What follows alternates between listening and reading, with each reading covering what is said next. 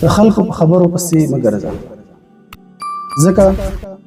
ابو طالب زموږ د خو پیغمبر صلی الله علیه وسلم ترو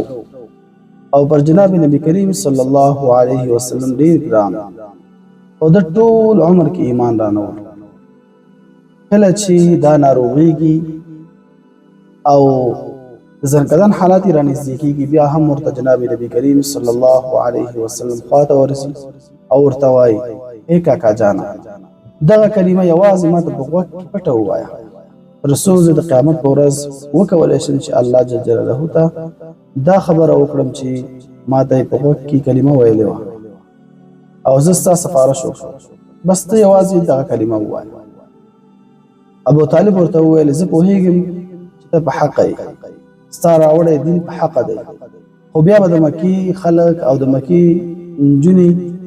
دا خبره کوي او په ما پورې به خاندي چې ابو طالب د جهنم له ویرې ایمان راوړ. زه دا نشم کولی، همغه و چې بې ایمانه د دنیا څخه لاړ. نو د خلکو په خبرو پسې مه ګرځه، د ډېرو خلکو ارمانونه یوازې دې جملې خاورې کړي چې خلک به څه وایي.